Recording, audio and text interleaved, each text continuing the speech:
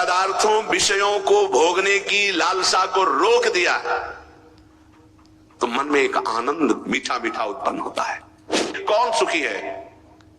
आप लोग जो कल्पना करते होंगे वो पद वाले और वो संपत्ति वाले सबके दर्शन होते हैं, अशुभ प्रवाह होता है और पश्चाताप की अग्नि जलती हुई बोलते हैं इतने बड़े बड़े पद में है कि आप जिनकी कल्पना करते हैं कि काश में ऐसा होता, वो है वो रास्ता खोज रहे हैं कि जलन कैसे मिटे, धर्म पूर्वक कर्तव्य करते हुए नाम जप करते हुए जीवन बीते। वो तो किया नहीं तो हाथ क्या लगा? पश्चाताप, क्लेश, अशांति, भारी घर में जलन, भारी हृदय में जलन। अब कहां मिटे, कैसे मिटे? क्योंकि पद है, रुपया है, पैसा है, सब है, लेकिन वो नहीं है जो होना चाहिए। बड़े सौभाग्यशाली हैं जो ये बात सुन रहे हैं, इसको धारण कर लो। धारण नहीं करोगे कोई उपाय नहीं है। ये अत्यंत आवश्यक है, बिना इसके बात नहीं बननी। अपने को बड़ा सरल मार्ग मिला है प्रियाजू की करुणा का। वही हम बाह्य विषयों में जब तक सुख बुद्धि करेंगे तब तक कोई भी आनंद नहीं मिलेगा, चाहे जिस मार्ग से चलो। वो केवल देह का नाटक चलता रहता है। भगवद आनंद लेस अंदर प्रकट नहीं हो सकता बहिर्मुख वृत्ति होने के कारण। तुम ऐसा क्यों नहीं समझते हो कि तुम शरीर नहीं हो? ये शरीर की मांग, ये इंद्रियों की मांग, ये मन की मांग तुम अपनी मान करके अधर्म आचरण, पापाचरण करते चले जा रहे हो। और आचार्य महापुरुष जन कहते वाहे निरुद्धे मनसः प्रसन्नः तुम मनः प्रसादे परमात्म दर्शनम। सीधी बात। त्यागाच्छांतिरनंतरम, हमारी को अंदर से बुद्धि कहती है भोगाच्छांतिरनंतरम। ये जो जलन हो रही है भोग लो तो शांत हो जाएंगे। शास्त्र क्या कह रहा है? हमारी इंद्रियां जो बाहर जा रही इनको रोक लो। वाहे निरुद्धे मनसः प्रसन्ना, अखंड प्रसन्नता प्राप्त हो जाएगी। और उसी अखंड प्रसन्नता में मनः प्रसादे परमात्म दर्शनम, उसी प्रसन्नता में भगवत साक्षात्कार होता है। तस्मिन् सुदृष्टे भवबंधनासो बहिर्निरोधा पदवी विमुक्ते। उसी समय आवागमन चक्र नष्ट हो जाता है, जे ही वो परमात्मा दर्शन करता है। इसलिए बाह्य विषयों के भोग की चाह को रोक दिया, वही मुक्त पदवी में बैठ गया, वही जीवन मुक्त हो गया। कितना सुंदर स्पष्ट वर्णन है। यदि बाह्य पदार्थों विषयों को भोगने की लालसा को रोक दिया तो मन में एक आनंद मीठा मीठा उत्पन्न होता है।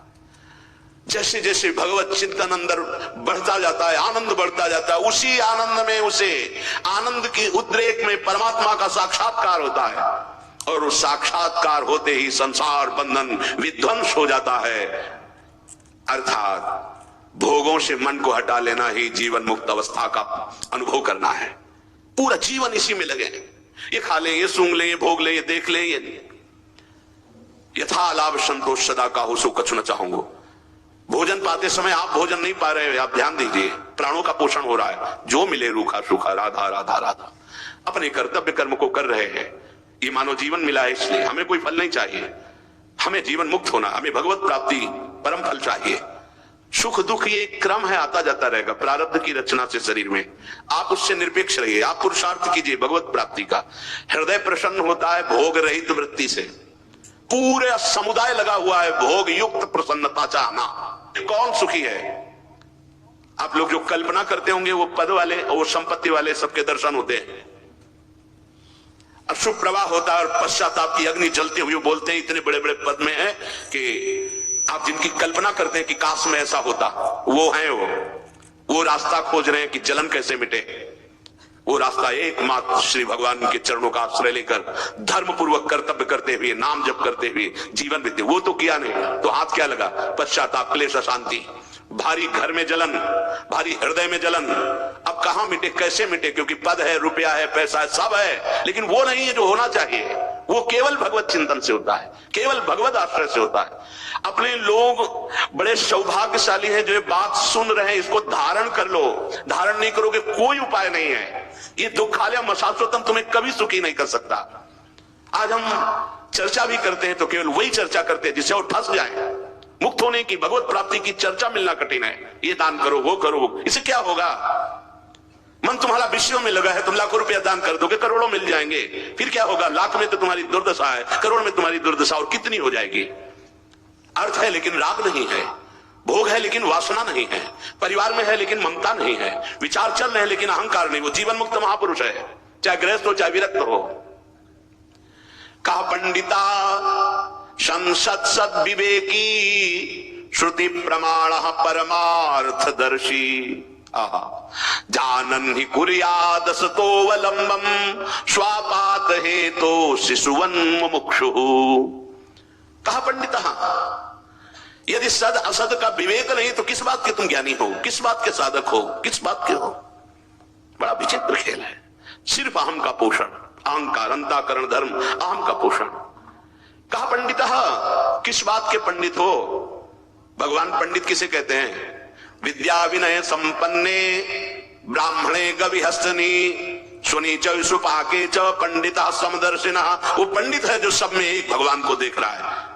अगर श्री भगवान का दर्शन नहीं हो रहा, सब में आत्मस्वरूप का अनुभव नहीं हो रहा, तो कहा पंडिता? कौन पंडित है फिर? किस बात के पंडित है? श्रुति प्रमाण जानने वाला, सद असद का विवेकी, परमार्थ तत्व का ज्ञाता, ऐसा कौन होगा जो विषयों में फंस करके अपनी जीवन मुक्त अवस्था को खो दे? भला जानबूझ करके कौन बालक जैसी चेष्टा करेगा अपने नाश की? जैसे बालक चाकू से खेलना चाहता है, जार खाना चाहता है या मल से खेलना चाहता है, ऐसे ही कौन इन विषयों से खेलना चाहेगा जो सद असद विवेकी है, जो परमार्थ तत्व में चलने वाला है, जो श्रुति प्रमाण को जानने की इच्छा रखने वाला है। इसलिए देहादि संसक्ति मतो न मुक्तिर मुक्तस्य देहाद्यभिमत्य भावः सुप्तस्य नो जागरणं न जाग्रतः स्वप्नस्तयोभिर्न गुणाश्रयत्वात्। जो अपनी देह इस अनात्म वस्तु में अत्यंत आसक्ति रखता है, वो क्या जाने कि जीवन मुक्त अवस्था में कैसा परमानंद है। ये देहाभिमान तुम्हारी दुर्गति का कारण है। यही तुम्हारी जागृत, स्वप्न और सुषुप्ति अवस्थाओं में जीवन की धारा को काट रहा है, नष्ट हो रहा है।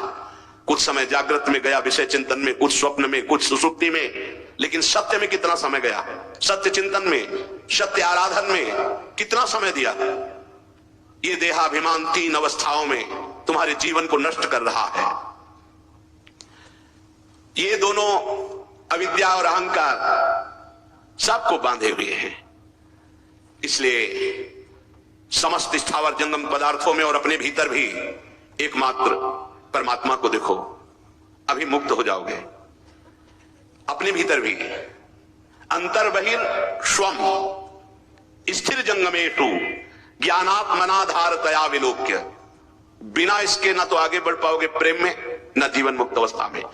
इसलिए हरिवंश महाप्रभु ने कहा ये क्रूरा अपिपापिनो न च सताम संभाष्य दृश्यासे सर्वान वस्तुतया निरीक्ष परम स्वारथ। ये अत्यंत आवश्यक है, बिना इसके बात नहीं बननी। अब हम एक दूसरे की निंदा करते हैं, राग द्वेष करते हैं, एक धर्मावलंबी दूसरे धर्म को छोटा बड़ा कर ऐसे लड़ाई झगड़े, ये परमार्थ नहीं है। जो क्रूर है, पापी है, दुष्ट है, जो संभाषण योग्य भी नहीं है, हमको उनके हृदय में भी भगवत स्वरूप का चिंतन करना है। ये बाहरी लीला मायाकृत है, आप ही विराजमान हो। स्वम अपने भीतर भी कह रहे अंतर बहिर स्वम स्थिर जंगमेशु। अंतर में, बाहर में, जड़ में, चैतन्य में और स्वयं में अपने आराध्य देव का दर्शन करे, अपने इष्ट का दर्शन करे। यहां भी मेरे प्रभु विराजमान है, यहां भी प्रभु विराजमान है, सर्वत्र मेरे प्रभु विराजमान। सा महात्मा सुदुर्लभा, क्योंकि यही माया मुक्त हो पाएगा। जहां कहीं प्रभु के सिवा कुछ और है वही माया है।